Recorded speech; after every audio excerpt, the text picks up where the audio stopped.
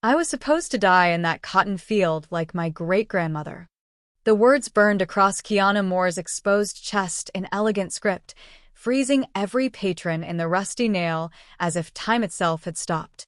What began as a brutal act of public humiliation had just transformed into something no one in that smoke-filled bar could have anticipated. 3 seconds earlier, the massive biker with hatred in his eyes had grabbed her top and ripped it clean off her body, the sound of tearing fabric slicing through the ambient noise like a gunshot.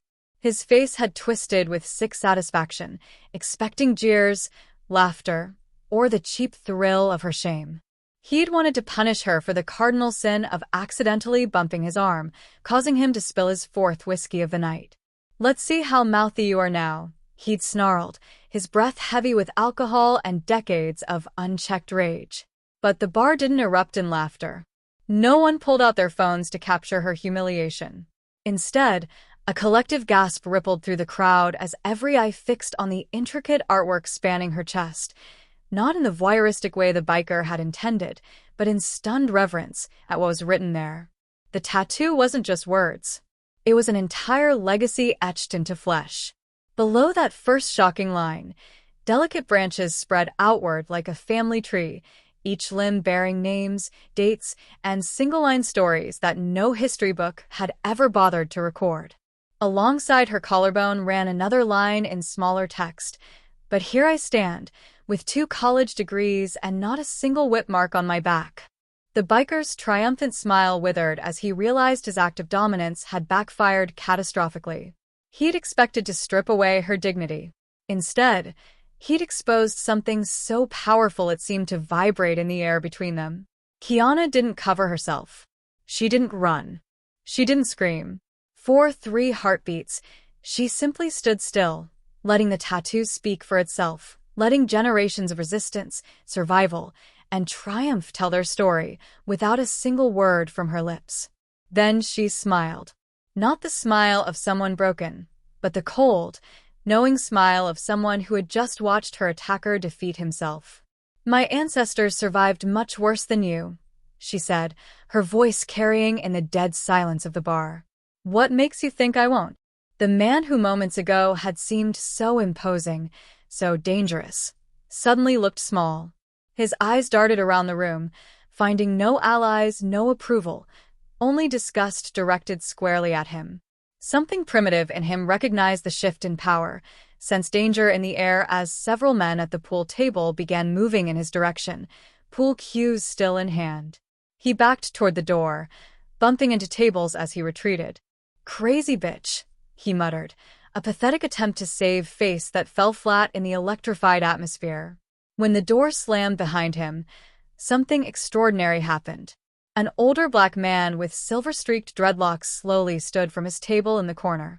Without a word, he removed his leather jacket and approached Kiana, offering it to her with a respectful nod. She accepted it with the same dignity with which she'd stood exposed. As she slipped it on, he turned to face her fully and, with deliberate movements, unbuttoned his own shirt just enough to reveal a glimpse of his chest. There, peeking above his undershirt, were the first few lines of a tattoo in the same style as hers. "My grandmother picked cotton for 30 years, he said simply. "Never thought I'd see another tree like mine." The bartender, a burly man with forearms covered in nautical tattoos, slid a shot glass across the counter toward Kiana. "On the house," he said, his voice gruff with emotion. "And the police are on their way." Kiana knocked back the shot in one smooth motion, the burn of alcohol nothing compared to the fire that had been cultivated in her bloodline for generations. As she set the glass down, she noticed a young white woman approaching hesitantly, tears streaming down her face. "I've never—" The woman started, then stopped, struggling to find words. Would you tell me what the rest of it says?" The bar, which moments before had been a site of violence, transformed into something else entirely as Kiana began to speak, her voice steady as she translated her skin into sound, turning trauma into testimony right before their eyes. Outside, police sirens wailed closer, but inside, something more powerful than justice was taking place, a reckoning with history itself, sparked by an act of cruelty that had accidentally exposed the most beautiful truth, that some spirits cannot be broken, not by cotton fields, not by whips, not by bikers and bars, and certainly not by shame. The crowd that had gathered around Kiana slowly widened as the police entered the Rusty Nail. Two officers, one black woman with her hair pulled back in a tight bun, and a younger white man who looked barely old enough to be in a bar himself, approached with notepad in hand. The female officer's eyes immediately registered understanding as she took in the scene. Kiana in a borrowed jacket, the torn fabric of her top still clutched in her friend Maya's hand as evidence. "I'm Officer Bennett," she said, her voice professional but tinged with unmistakable compassion. "Can you tell me what happened here?" As Kiana recounted the assault, her voice remained steady, but her hands betrayed her, trembling slightly as she described the biker's rage, the sound of fabric tearing, the initial shock of standing exposed before a room of strangers. Officer Bennett wrote everything down methodically, occasionally glancing up to maintain eye contact, silently communicating that she was truly listening, truly present. "And then everyone saw your tattoo," the officer said, not a question but a gentle prompt to continue. Kiana nodded, her hand unconsciously moving to rest over her heart, now covered by the leather jacket. It changed something in the room, like the energy just shifted. "I'd like to see it," said the male officer suddenly, his tone unreadable. His partner shot him a warning glance, but before she could speak, Kiana cut in. "Why?" The question was direct, challenging. The young officer flushed slightly, clearly realizing how his request had sounded. "For the report. To document the situation completely." He stumbled over the words, making it obvious there was more to his request than professional thoroughness. Officer Bennett stepped in smoothly. "That won't be necessary for the report, Officer Reynolds."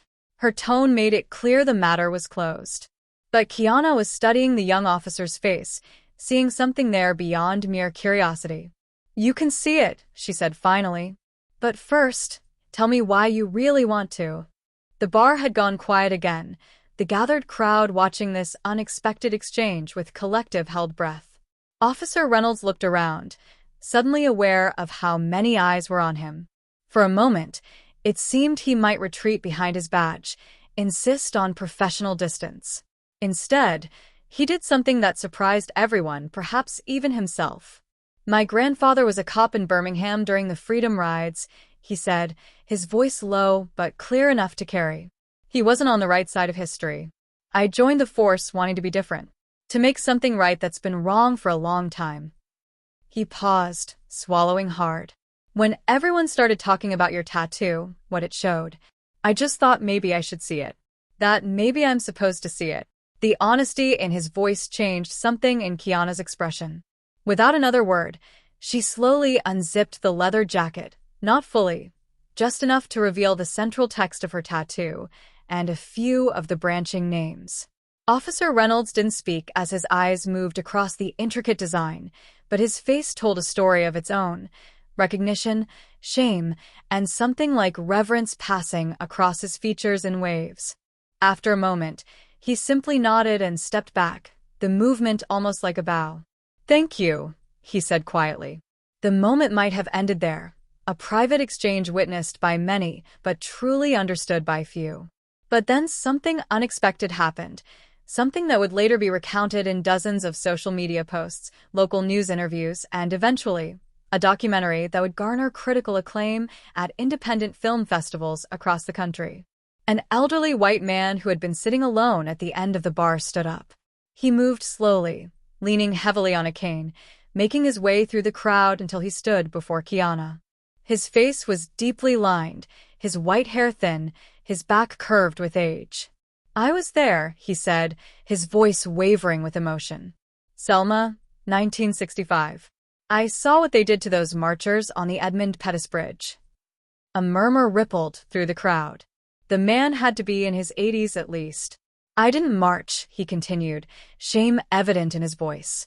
"I was a photographer for a local paper. I took pictures, told myself that was enough. That documenting it was the same as standing against it." He shook his head slowly. "It wasn't enough. It was never enough. With gnarled fingers, he reached into his wallet and pulled out a yellowed press badge, holding it out for Kiana to see. William Thornton, Montgomery Advertiser. Kiana's eyes widened in recognition. You took the photograph of my grandfather being beaten by state troopers.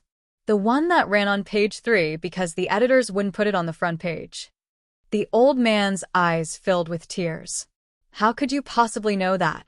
Slowly, Kiana unzipped the jacket further, revealing a portion of her tattoo that had remained hidden. There, rendered in exquisite detail on her skin, was a tiny recreation of that very photograph, a black man on his knees, arms raised to protect his head as batons descended. Beside it, in minute script, was the attribution. Photo by W. Thornton, Montgomery Advertiser, March 7, 1965. William Thornton's legs seemed to give out beneath him. The young officer reacted quickly, catching him by the elbow and guiding him to a nearby chair. The old man couldn't take his eyes off the tattoo. I've spent 50 years wondering if anything I did mattered, he said, his voice breaking. If taking those pictures made any difference at all. Kiana knelt before him, taking his weathered hands in hers. My grandfather kept that newspaper clipping his whole life. It was proof, he said. Proof that someone saw. That someone recorded the truth when everyone else wanted to look away. She squeezed his hands gently. Your picture is part of our family history now. It's literally under my skin. The bar had fallen so silent, you could hear the ice melting in abandoned drinks. Phones had appeared in many hands, recording this improbable moment of connection across racial lines, across generations, across the divisions that had defined American life for centuries. Officer Bennett, who had been professionally documenting the assault, now found herself witnessing something that transcended her official duties. She discreetly wiped at her eyes before returning to her notepad, though what she wrote wasn't about the crime anymore. The male officer stood awkwardly to the side, watching history and present collide in ways his police training had never prepared him for. His hand moved unconsciously to his chest, as if feeling for something that wasn't there, some connection to history as vital and visceral as what he was witnessing. William Thornton was openly crying now, decades of doubt and regret pouring out in the middle of a bar that had, in the span of 30 minutes, transformed from a site of casual Friday night revelry to a space of unexpected reckoning. I never knew, he kept saying. I never knew it mattered. Kiana, still holding his hands, looked up at him with fierce certainty. It mattered. It still matters. It will always matter. Someone in the back of the crowd began to clap, slowly at first, then joined by others until the applause filled the room. It wasn't celebratory applause. It was something deeper, more solemn, acknowledgement of a truth that had been revealed in this unlikely place, on this unlikely night. The biker who had intended to humiliate a black woman had instead set in motion a moment of collective witnessing that none present would ever forget. His act of violence had exposed not vulnerability, but strength, not shame, but pride, not isolation, but connection that spanned generations. And as the applause continued, Kiana stood tall, zipping the borrowed jacket back up, not to hide her tattoo now, but because its work for the evening was done. Its message had been delivered. Its truth had been seen. In the coming days, security footage of the assault would go viral, but it would be the aftermath, captured on dozens of cell phones, that would truly capture the public imagination.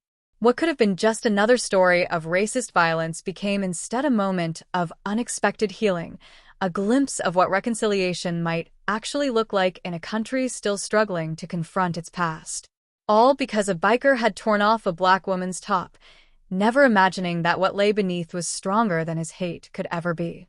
The story of what happened at the Rusty Nail spread like wildfire. Within hours, video clips circulated across social media platforms, not of the assault itself, but of the aftermath. Kiana kneeling before William Thornton, the elderly photographer whose work had become part of her family's legacy.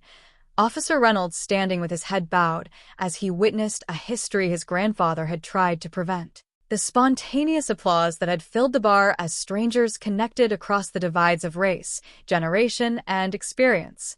By morning, #HerTattooSpeaks was trending nationally. By afternoon, major news networks were running the story.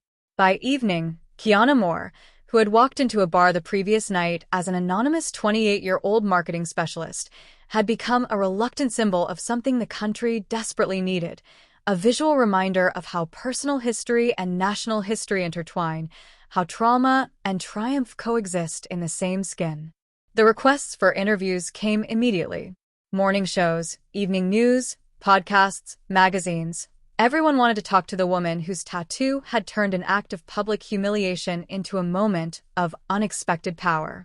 Most she declined, uncomfortable with the sudden attention, unsure if becoming the story would dilute the message her tattoo was meant to carry. But 3 days after the incident, she agreed to one interview, not with a major network or viral YouTube channel, but with a small Black-owned news outlet run by a journalist who approached her with respect rather than sensationalism.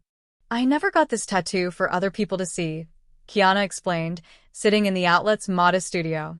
"It was for me, for my family. A reminder that I carry them with me always."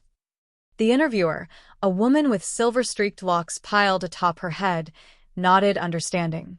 "Yet now the world has seen it. How does that feel?" Kiana was quiet for a moment, considering. "Complicated," she finally said. "There's violation in how it happened. That man had no right to expose me that way. But there's also, I don't know, a strange sense that maybe this was always going to happen. That maybe these stories were always meant to be heard." The interview aired that evening, unedited, allowing Kiana to speak her truth, without sensationalism or sound bites. She explained the years of research that had gone into her tattoo, the hours spent in archives, tracing census records, reading slave narratives, connecting fragments of a history that America had tried its best to erase. "Each name represents someone who survived," she said, gesturing to her chest though the tattoo remained covered during the interview. "Someone who endured unimaginable hardship but still found ways to love, to create family, to pass down their strength so that I could be here today." The interview might have marked the end of the story, a thoughtful conclusion to a viral moment. But what happened next transformed it from a fleeting news cycle into something more enduring. The morning after the interview aired, Kiana arrived at her office to find an envelope on her desk. Inside was a letter and a photograph she had never seen before, a Black woman standing proudly in front of a newly integrated school in 1972, her chin lifted in the same defiant angle that Kiana recognized from her own mirror. The letter was from a colleague she barely knew, a quiet man from accounting who had never spoken more than a few words to her in passing. "The woman in this photo is my mother," the letter read. "She was one of the first Black students to integrate Central High after the courts finally forced them to comply with Brown versus Board. For years, I've kept her story private, afraid that talking about what she endured would somehow diminish her in others' eyes.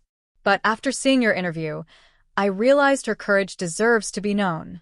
Thank you for helping me see that." That was just the beginning. Over the next week, something extraordinary began to happen. People, first in her workplace, then in her city, then across the country, started sharing their own hidden histories. Stories that had been kept in family photo albums, in attic trunks, in the memories of elders began to emerge into the light. A social media movement spontaneously formed, #BeneathOurSkin. People posted images of family artifacts, old photographs, handed down stories that connected to the larger American narrative in ways that standard history books had never captured. A Hispanic woman in Arizona shared her grandmother's naturalization papers alongside the poetry her grandmother had written about crossing the border. A Native American man in Oklahoma posted pictures of his great-grandfather's land allotment documents next to the tribal regalia he now wore at powwows. A Japanese-American family displayed the few possessions they had managed to keep when they were sent to internment camps during World War II. White Americans participated too, some sharing evidence of their ancestors' complicity in systems of oppression, others documenting how their families had stood against injustice even when it cost them dearly. It became a national conversation about personal history as political history, about the stories we tell and the stories we hide. 2 weeks after the incident at the Rusty Nail, Kiana received another unexpected communication, an invitation to speak at a high school on the other side of town. The school was planning a special assembly after several students had been inspired by her story to research their own family histories. She almost declined. Public speaking had never been her strength, and the thought of addressing hundreds of teenagers terrified her. But something about the earnestness of the invitation, handwritten by the student council president, made her reconsider. The morning of the assembly, Kiana stood backstage, heart pounding as she listened to the principal introduce her. Through a gap in the curtains, she could see the audience, teenagers of all races, many looking bored, some whispering to friends, others scrolling through phones when they thought teachers weren't watching. Just as her name was announced, she felt a hand on her shoulder. Turning, she found herself face to face with William Thornton, the elderly photographer she'd met at the bar. "I hope you don't mind," he said, his voice quavering slightly. "The school invited me too.